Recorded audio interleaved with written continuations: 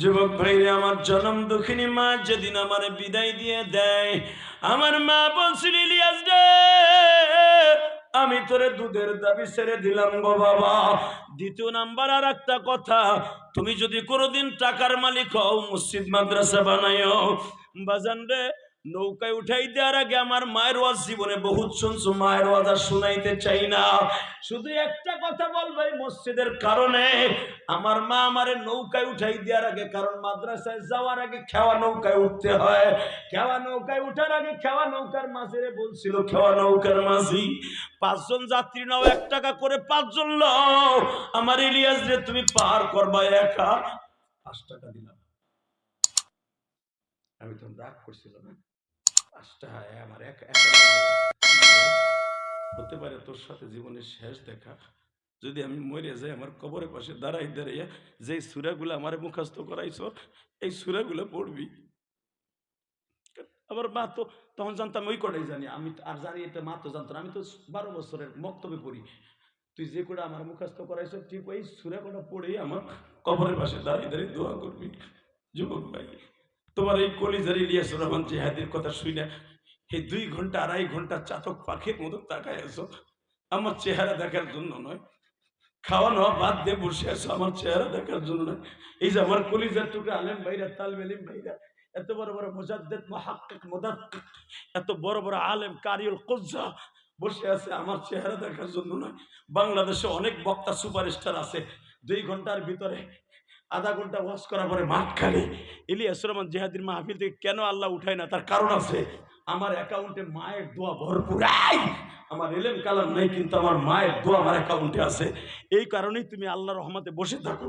তোমরা যারা বসে আছো আমার সাথে ওয়াদা দাও, এই রজবের চাঁদে ওয়াদা দাও, তোমার দোয়া যদি কবুল করাইতে চাও, কোনোদিন মা বাবারে কষ্ট দিবা না।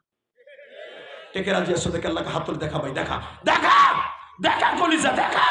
আল্লাহ দেখো জানুয়ারির 2 তারিখ, আল্লাহ জানুয়ারির 2 তারিখ তুমি দেখো 12:15টার সময় আল্লাহ 9:30টায় স্টেজে উঠছি।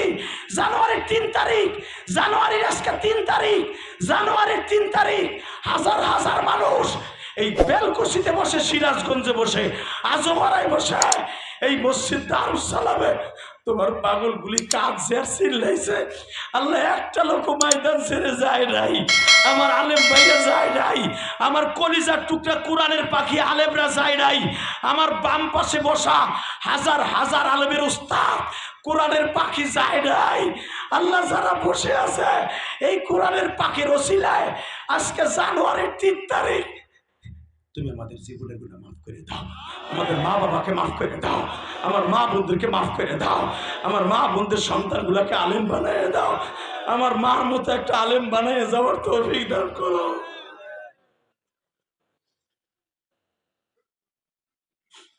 আর একটা কাজ করবা, আমি আমার মায়ের জন্য কোটি কোটি টাকা খরচ করে মসজিদ মাদ্রাসা বানাইছি। তোমার কোটি টাকা খরচ করে বানানো লাগবে না, মাঝে মাঝে কিছু টাকা দিয়ে আল্লাহ রাস্তায় দান করবা। পারবো না ভাই?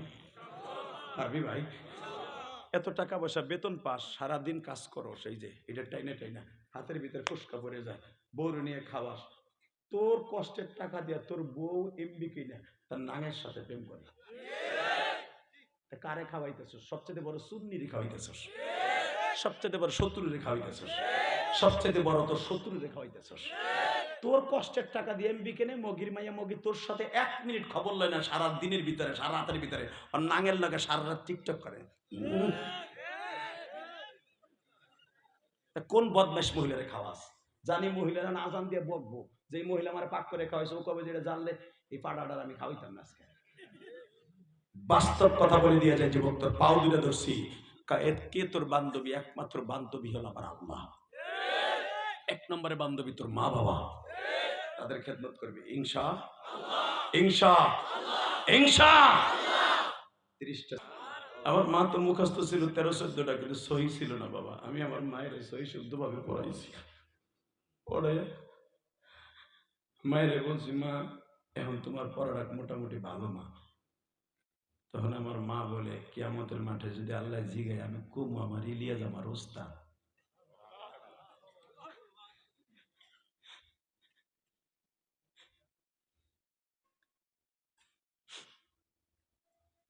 আমার তালবে ইলম বাবাজিরা, তোমরা যারা মাদ্রাসায় পড়ো, তোমাদের অনেক বাবা মার আছে কোরআন শরীফ সহি নাই।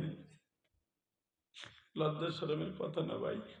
পৃথিবীর শ্রেষ্ঠ ওই ব্যক্তি, আল্লাহ রসুল বলছেন, খায়রুকুম মান তাআল্লামাল কুরআন ওয়া আল্লামা।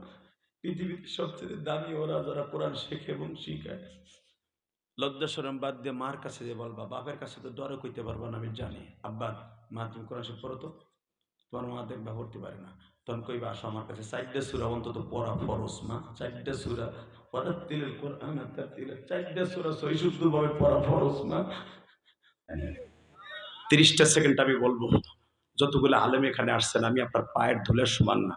আমি হাফেজ না, কিন্তু আমি হাফেজের বাপ। যদি কোন কেমনে আমার 2 পোলা হাফেজ, এই দিকে কিছু হাফেজের বাপ। ভাই,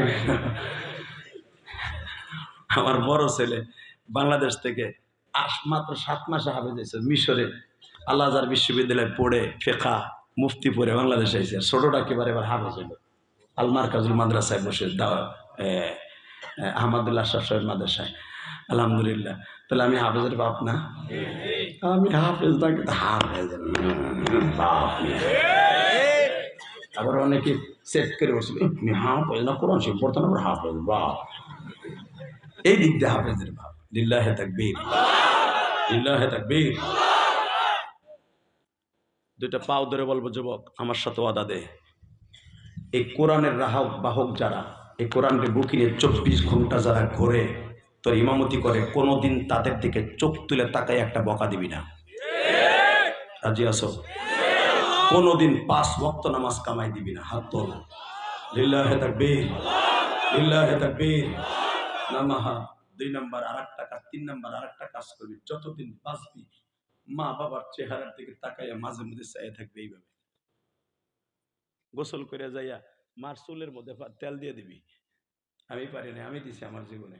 আমার আলেম ভাইরা হয়তো জানেন না, আল্লাহর কসম করে বলছে, আল্লাহর জাতের কসম, আল্লাহর জাতের কসম হুজুর, আমি আমার মায়ের কোরআন শরীফ পড়াইছি।